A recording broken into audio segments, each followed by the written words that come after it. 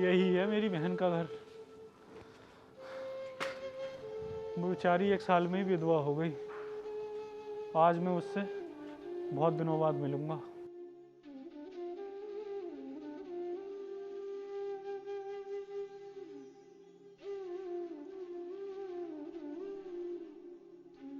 अरे ये क्या, ये मेरी बहन की हालत कैसी हो गई। इसने तो अपनी मर्जी से बहुत बड़े घर में शादी की थी, मगर इस घर के सारे नौकर कहाँ गए जो मेरी बहन को ही सारा काम करना पड़ रहा है।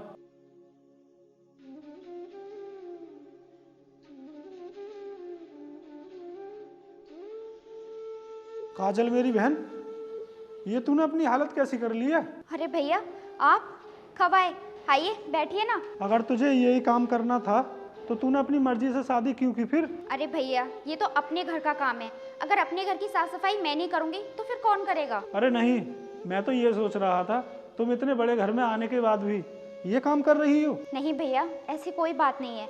मैं फ्री बैठी थी तो मैंने सोचा फ्री बैठने से अच्छा है कि मैं घर का काम ही कर लूं, इसलिए मैं ये सब काम कर रही थी। आप गलत सोच रहे हो। मेरी बहन, जिससे तेरी शादी हुई थी वो तो अब इस दुनिया में रहा नहीं।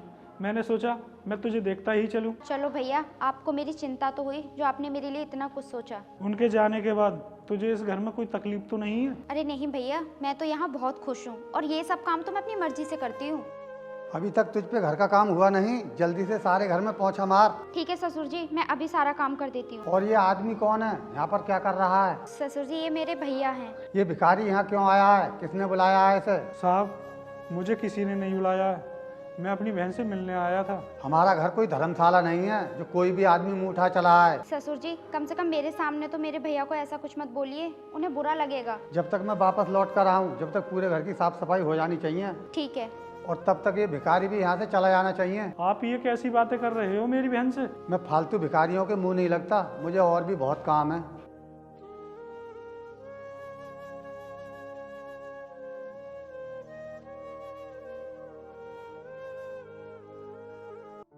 तूने तो ये बोला था कि ये काम तू अपनी मर्जी से कर रही है, मगर यहाँ पर तो तू नौकरानी बनकर काम कर रही है।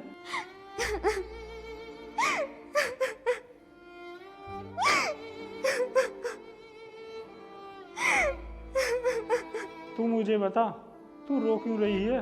भैया, मुझसे बहुत बड़ी गलती हो गई। कौन सी गलती हो गई, तू मुझे बता। मुझे तो ये लगा था तूने इतने बड़े घर में शादी की है अपनी मर्जी से तो तू बहुत खुश होगी। भैया, जब तक वो जिंदा थे तब तक सब कुछ ठीक चल रहा था, लेकिन अब कुछ भी ठीक नहीं है। तू चल अब मेरे साथ, अब तेरा यहाँ पर ना कुछ भी नहीं है, चल तू। नहीं भैया, लड़की की जिंदगी उसके भाई के घर रहकर नहीं कटती। तो फिर तू इस घर में नौकर बनकर ही रहेगी क्या, और कब तक जुल्म सहेगी इनके तू। भैया, मेरे ऊपर चाहे कितने भी अत्याचार क्यों ना हो, लेकिन मैं इस घर को छोड़कर नहीं जाऊंगी। इस घर में उनकी यादें हैं, ये घर उनका है। मुझे पता है तू एक संस्कारी लड़की है, ये तू नहीं बोल रही है, ये तेरे संस्कार बोल रहे हैं, लेकिन तू अपने आप पर ना जबरदस्ती जुल्म मत करवा। भैया, आप चाहे कुछ भी कहो, लेकिन मैं आपके साथ नहीं जाऊंगी। ठीक है, मत चलो, मगर तुम ना अपने भाई से एक वादा करो। हाँ बोलो भैया। सुन, इस घर में जुल्म ज्यादा हो तेरे पर या तू किसी मुसीबत में हो तो तू ना मुझे जरूर बताएगी। ठीक है भैया, मैं वादा करती हूँ। ऐसे तो ये जाएगी नहीं, और मैं इसे ऐसी हालत में भी नहीं छोड़ सकता। बस मुझे एक बार इसे ले जाने का मौका मिल जाए। ठीक है, फिर मैं चलता हूँ। और ये ले बैग, इसमें ना मैं तेरे लिए कपड़े लेकर आया था। लेकिन भैया, आपने नाश्ता तो किया ही नहीं, पानी भी नहीं पिया। अरे रहने दे, मैं फिर किसी और दिन आऊँगा, अभी मैं चलता हूँ। ठीक है।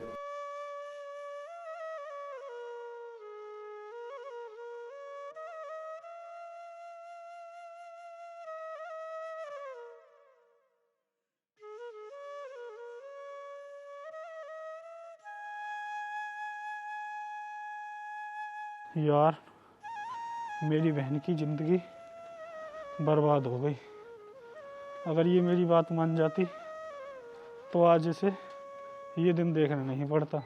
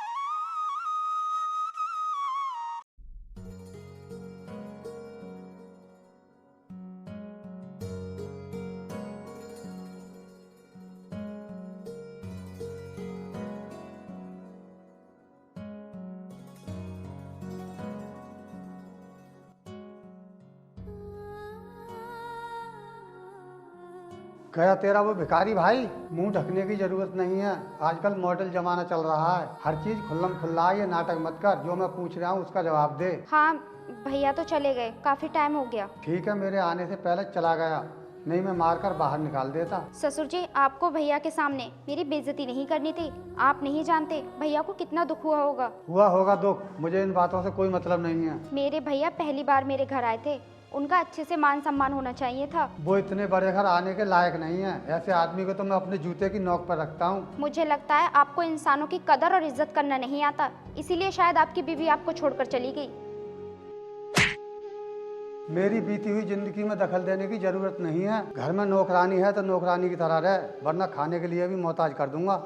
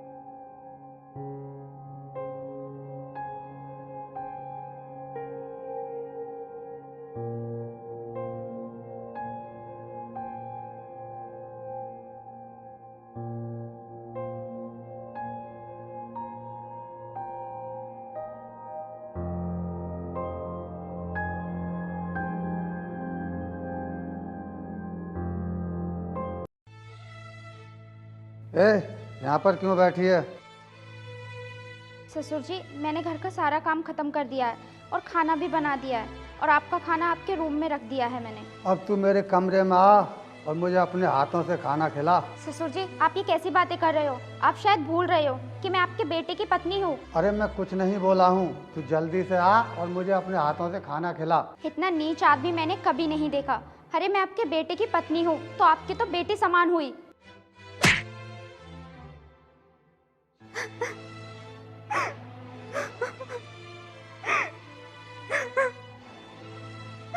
अब ये रोना बंद कर, जो मैं कहता हूँ वो कर। आप ये ठीक नहीं कर रहे हैं। आप रिश्ते नाते मर्यादा सब कुछ भूल गए हैं। मैं कुछ नहीं जानता, मुझे आज तेरे हाथों से खाना खाना है। ससुर जी, आपने तो हद ही पार कर दी। ऐसी बातें तो अपनी पत्नी से किया करते हैं। मैं कुछ नहीं जानता, चल मेरे रूम में। मुझे छोड़ दीजिए ससुर जी, ये आप क्या कर रहे हैं? कुछ तो शर्म कीजिए, मैं आपकी बेटी जैसी हूँ। अरे कुछ नहीं रखा इन बातों में, बस मुझे एक बार अपने हाथों से खाना खिला दे। अरे इसके हाथों से क्यों, मेरे हाथों से खा लो। अबे तू यहाँ पर आया कैसे? तूने तो सारी बदतमीजी की सीमाएं ही पार कर दी। तो तू मेरा क्या करेगा? आज तू मेरी बहन के हाथों से खाना नहीं बल्कि अपने मुंह पर मेरे हाथों से थप्पड़ खाएगा।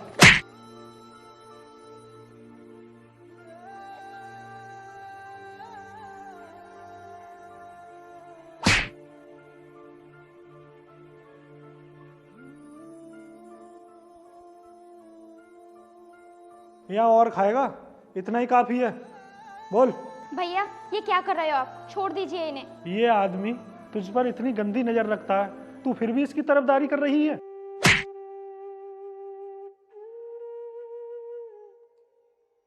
भैया, भगवान के लिए छोड़ दीजिए इन्हें, माफ कर दीजिए। क्या कहा? माफ कर दूं?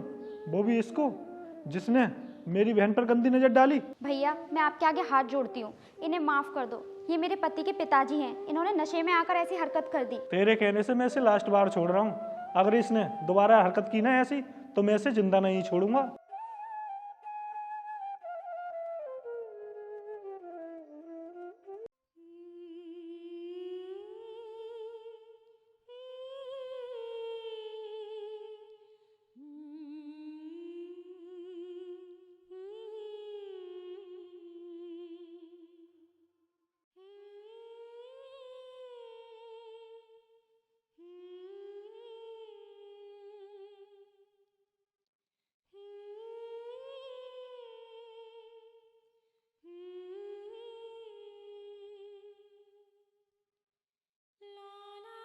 चलो भैया, मुझे इस बात की बहुत खुशी है कि तुमने मेरे घर की कम से कम चाय तो पी।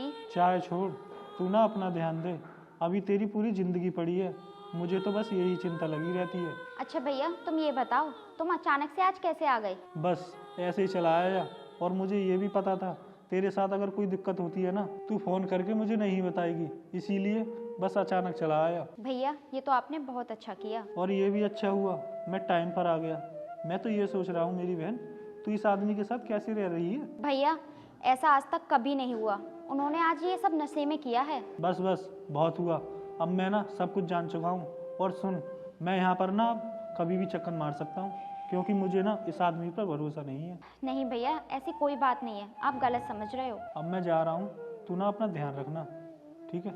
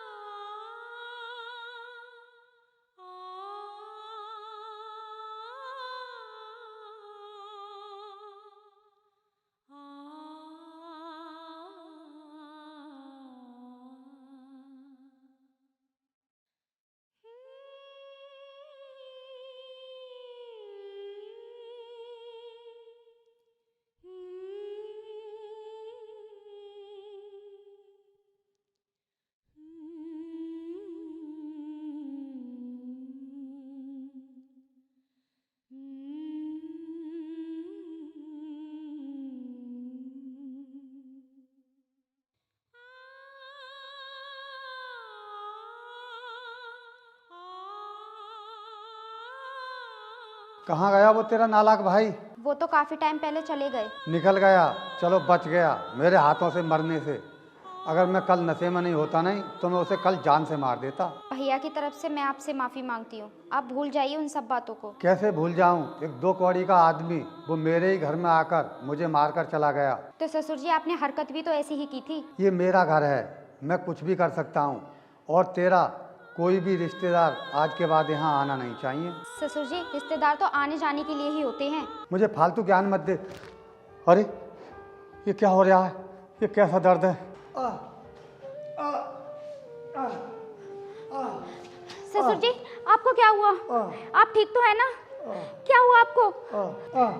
ससुर जी, आपको कुछ नहीं होगा, मैं आपको हॉस्पिटल लेकर चलती हूँ अभी।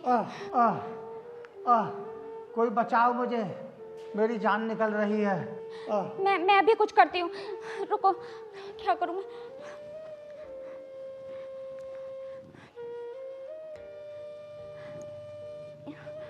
Hello hello, ambulance.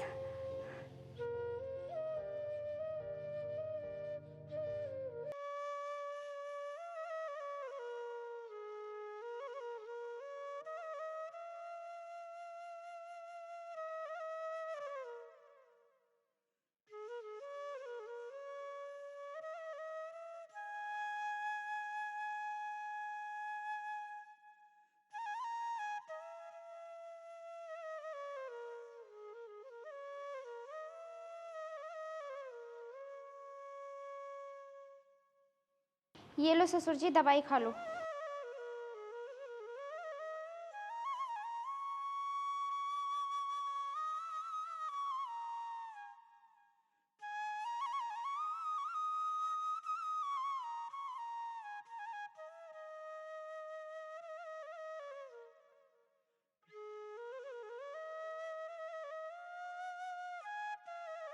अब तो आपको कोई दिक्कत नहीं है ना? तुम मेरा इतना ध्यान रख रही हो। ये तो मेरा फर्ज है। सच बताऊं तो मैं जिंदा भी तुम्हारी वजह से हूँ।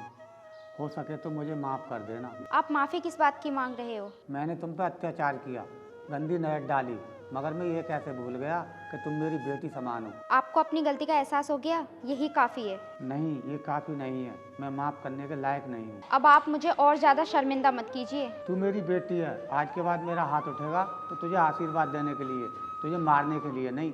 बस तू एक बार मुझे माफ़ कर दे। ससुर जी, आपको माफ़ी मांगने की कोई ज़रूरत नहीं है। काजल, तुम इस कमीने आदमी के साथ क्या कर रही हो?